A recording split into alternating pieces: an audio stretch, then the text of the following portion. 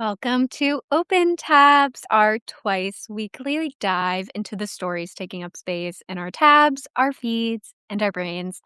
Hi, Megan. Hi, how's it going? Good. I feel like this week has gone by super fast, and I can't believe it's Thursday already. In a good way or a bad way? In a good way. In a good way. I feel like it's always like a little discombobulated coming out of a holiday Yeah, weekend, you know? yeah, totally. Okay, a lot on the agenda for today. So just going to dive in. We have been talking about playing with the idea of like influencer friendships and like influencer friend groups for a bit between our little MT Deco group. So stay tuned for something from Megan coming next week on that. But Dazed released this really interesting article, Is Friendship the New Influencer Flex? And they really center it on Jake Shane and his friend group of like Brett Chody, and how when he blew up on TikTok, he started integrating all of his friends who were non influencers into his content. And then they became influencers along with him. And they kind of like all rose together. It's interesting. Alex Earl kind of did a similar thing, and now they have combined their two separate friend groups into one like super influencer friend group. And kind of we are thinking about this more as like a tactic and like a strategy in digital. But Dazed looked at it more of like why audiences love this so much and kind of like the emotional piece to it. But it was super interesting and obviously nothing new since like friends have always done well on social. But Megan, I wanted to get your thoughts on this. Yeah, I think you really hit the nail on the head. And what the piece that I'm working on is going to talk about is that this has like always been a thing, but now it's kind of being formalized as a Mhm. strategy and a tactic. I think even back to Taylor Swift's Girl Squad and like the Vlog Squad. Totally. And even if you want to go further back, Entourage, that whole TV show was about a guy who's an actor bringing up like his friend group with him and them being kind of like influencers on the scene. So I think this has always been a phenomenon that happens, but I think we're kind of seeing people enjoy watching the satellite characters and like getting invested in them as much as they, and sometimes even more than they're getting invested in the actual person, especially like someone like Jake Shane. He's kind of a professional friend of like, Yes. and if you think back to when he really blew up, like if you're extremely online like us, obviously you knew who he was. But when he really made a name for himself in a broader sphere was when he was at Sophia Richie's wedding and he was credited with like pushing her to get onto TikTok and that being the whole like discourse for a minute there. So it makes sense that like he's a good friend and he's providing friendship and then that's what people come to his content and they want to see. He's also friends with Glenn Powell. Like that's his thing that he's a professional friend of. But we're also seeing this, like you said, more with like supergroups. And I've almost even noticed there's just like different cliques on the internet right now. And like there's like Hallie Kate and like that whole group. And then Mhm. there's like Alex Earl and their whole crew. And there's no, I think in the past it would be like they're warring, but it's kind of just like different vibes. You know, it's like whatever. And they'll often be in the same places and going to the same events. Even there was a Korea trip and there was like two groups of influencers. So there was like one group that I was seeing and then there was like another group. So I think this is just like the natural way humans work. But then people also enjoy seeing that kind of formalized on the internet in their content consumption. And did you already bring up Rebecca's great point about why No, this is that's next okay? one. So feel free to take that away. Go on. Yeah. No, you do it. You found it. Okay. Rebecca Jennings, internet culture reporter who we love, and we talk about her writing a lot on Open Tabs and just in our publication. She was interviewed for this piece, and she brought up a really interesting take. Her theory on why friendships are performing so well now, particularly, is because fewer people are dating and marrying. So friendship becomes the aspirational thing that people root for instead of the romantic ship. Um, and I totally agree. We've talked a lot. I don't think we've talked about it on here, but like in Cultural Gems, we've featured a lot of articles about how Gen Z just isn't dating at the rate Mhm. like previous generations have. And I even see it like I am very thick into my Love Island journey right now. New episode out tonight. Can't wait. And it really like the online discourse and like the fandom is really around the female friendships. And it's been that way for like, I want to say the past 3 years. Like it's about the female friendships that are formed in the villa and like the men are kind of like accessories to those friendships. Yeah. And we talked about this too with Summer House and how that was such a draw of the show in previous seasons of Mhm. like Sierra and Paige, and Amanda was also there, but like mostly Sierra and Paige and their friendship. And Paige is also like super close with Hannah Burner, and they have monetized and commodified their friendship via Giggly Squad. So I think Rebecca's really onto something with this like friendship replacing romance as like the aspiration for women. Mhm. It's also interesting, I don't know if it was Rebecca who brought this up, but it's, like, teased in the article. I think they could have gone deeper into it, but, like, every fandom is obviously a thing, and shipping has always been a thing, like, way before TikTok. Like, Directioners were shipping, like, Larry on Tumblr. Um, Still are. Still are, still alive. It's not the dream's not dead yet.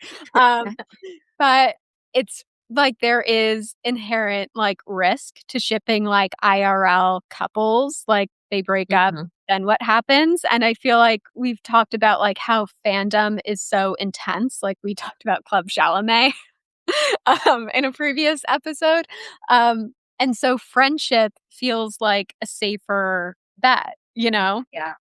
It's Um also, I mean, unless you're Aspen Ovard, you can have as many friends as you want. Like, whereas, like, you can only really have one love story that people will accept, Yeah. but you can have multiple friendship stories, and like that, there's just more potential there than with like a romantic partner. People tend to want to see you like live happily ever after. And to your point about them not being forever, the big news today and yesterday was that Jack Antonoff and Margaret Qualley are split up, and they had a song written about them, by Lana Del Rey Mhm.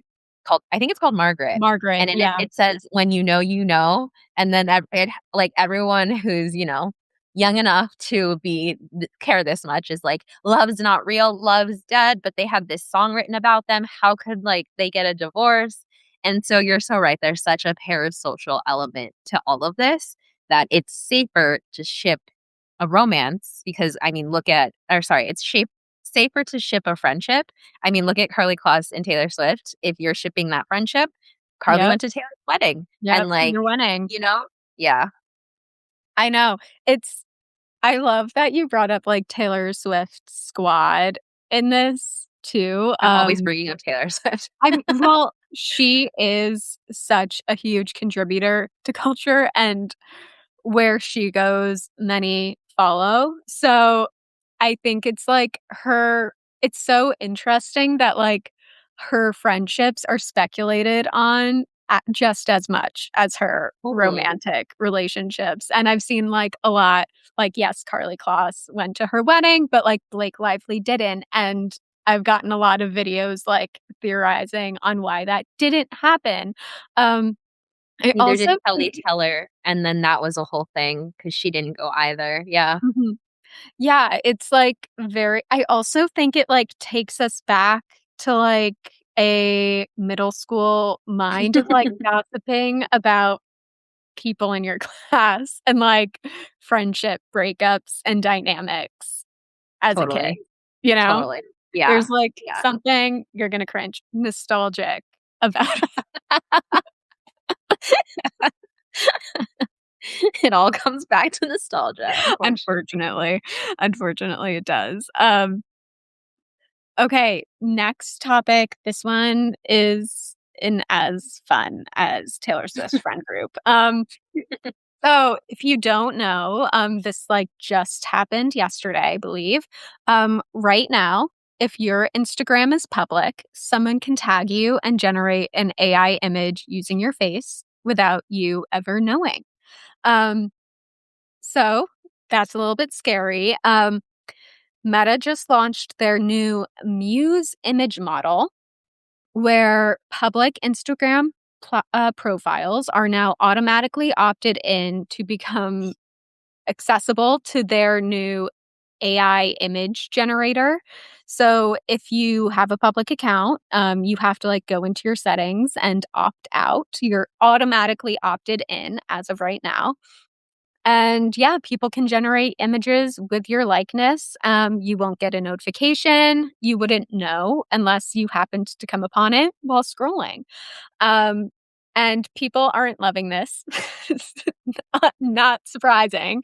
Um, and it's interesting in their press release, like Meta is trying to frame this as like a really cute, fun thing you can collaborate with friends on. They're like, you can generate an invitation or a collage of like the two of you, you and your friends. And like, yeah, that's cute and sweet. And if we lived in a cute and sweet world, like that's how people would use it. But I think if we give access in AI access to somebody's entire catalog of Instagram content ranging from like as far back as when they're a kid, like to an adult, I think that can get pretty scary. Yeah, I think this is just straight up unethical. Like, it's just not okay, and I think hopefully it doesn't stand, and I think just based on the celebrity presence alone, there's gonna be a lawsuit. Like, somebody's gonna sue in the next 48 hours because you can't just it's one thing to steal the likeness of you and me, but Mhm. it's another thing to steal the likeness of someone who is monetized and made a whole career off of this, which so many celebrities and influencers have, and it almost undermines the whole point of being on Instagram, like, in a way that just shows that the platform doesn't really understand the value that they're providing to culture or creators. And it's just so deeply out of touch, in my opinion. Yeah, it's just like I love that point. Like, what's the point of going to somebody's Instagram profile? Like, it's like exclusively them. You're hearing directly from them if they can now generate any images they want from Yeah. their Instagram. It's also just like, why? Like, other AI image generators exist and have for quite a bit. Like, why do we need this?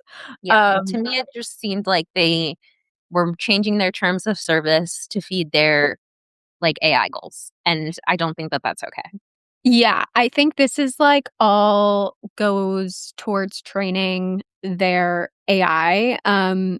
Any content on the platform is training their AI. I mean, that's the case everywhere. I think even here on Substack, I think you have to like opt out of Mhm. your content being like used for AI training. And it's just like odd. It's really weird. And speaking of Carly Claus, she did an ad for Meta around this that Of went course she up did. this morning. And the top comment was like, Carly Claus will do anything for a check. But it's also like, why? You have so much money, Carly. Like, which is also Zuckerberg. That's my thing. And we talked about the Meta Glass backlash this week on Yeah. School Shiny. And one thing that we said was that the influencers who they chose to promote the Meta glasses, Kylie, uh, ben- not Benito, his ex boyfriend, Um, Terrence Yeah. O'Connor, and Feed Me, Emily Sunderberg. Yeah. They got, like, complete backlash from their communities when they did this, like, Ben I keep wanting to call him Benny, I don't know why. Terry posted a vlog, and all the comments were just negative, like, "I can't believe you Yeah. do I guess anything for money, like, this is so terrible." Emily was getting completely attacked on Substack for, like, being sympathetic towards Mark Zuckerberg and kind of like promoting the Meta glasses, and everyone's, Kylie's getting backlash. So I think there they could have, like, people can be convinced of things, but with the people that they chose, they just simply didn't have enough clout or goodwill or, you know, cultural momentum behind them to surmount the uncoolness of the glasses and their surveillance state and how Yeah. icky everyone feels about all of this. And we suggested some people that they should have gotten instead. When we said Hunter Harris, Charlie XCX, and Tyler the Creator. And in that discussion, people were like, "Well, those people probably wouldn't do it." And I'm like, "Okay, you would hope so, right? You would hope everybody's so ethical, but the reality of the situation and Charlie's movie, The Moment, was about everybody has a price and everyone will sell out for a price. Zuckerberg has endless funds. So if he really wants to buy his way into coolness, he needs to spend a lot more than he's been willing to spend. And then also, he needs to like take the kind of resistance that he's getting from the public on board to where like if you can't get people to promote this for you, you need to ask yourself why and how can I make a product that cool people would actually want to promote versus just trying to shove it down culture's throat, you know? Yes. I think it's, like, totally they're trying to make cool happen, They're and trying to it's make fetch just happen, and yeah, it's it's just not gonna just not and I think it comes from a place of, like, ego and wanting to feel culturally relevant, but, like, this like, Terry's audience, Emily's audience are not the audience who would buy Meta glasses. They never are. We talked about, I think last week on Open Tabs, like, it's kind of like creepy guys are, like, the demographic that is associated with that, and I understand, like, Mark Zuckerberg, he, like, grew his hair out, he wears chains now. Like, he's trying to get away from, like, the nerdy image that we know him from, like, thanks to The Social Network, but it's just not happening because it's not authentic, people can see through it, and not so much like Kylie Jenner, she basically grew up in a surveillance state being on Keeping Up with the Kardashians since she was, like, 10 years old, but, like, it's like they went to people whose content kind of directly has historically directly opposed, the, like, even concept of something like a Meta glasses, and Yeah. then got them to try to sell it to their Yeah. audience. Yeah. And it's just so funny because you're so right. It is an ego thing for Mark Zuckerberg of like wanting to be culturally relevant. Mhm. And it's just so funny that that's Carly's motive too. Like she wants to be like she's still walking runways and she's still doing meta ads, even though she doesn't have to because she wants to be culturally relevant. And it's just so funny that cultural relevance is such a priceless asset, but you literally cannot buy your way into it because Mark Zuckerberg has been trying for years.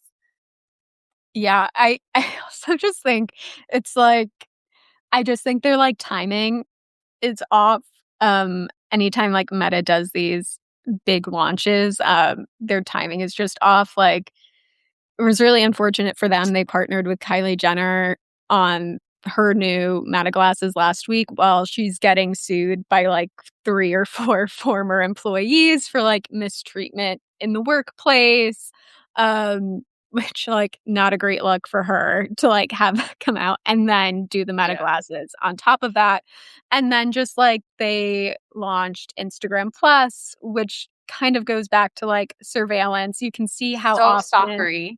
it's so stalkery. It, like, plays into our worst instincts as humans, and, like, if you don't know, we covered it, I think, a month ago or something when they first announced it, but, like, you can pay Instagram for Instagram Plus, and you'll be able to see, like, how often certain people look at your content, like, how many times they viewed your story.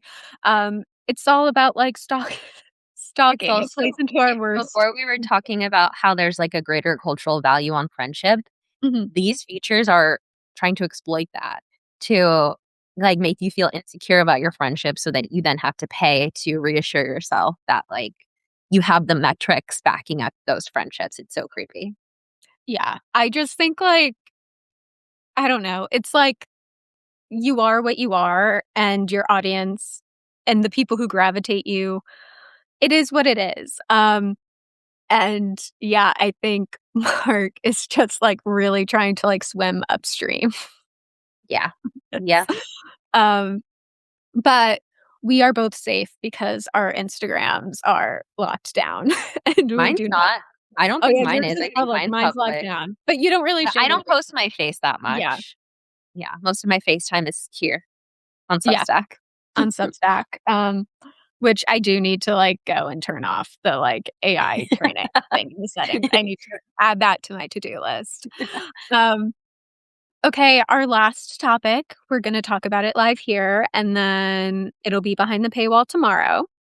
So, Netflix, is continuing to come for YouTube.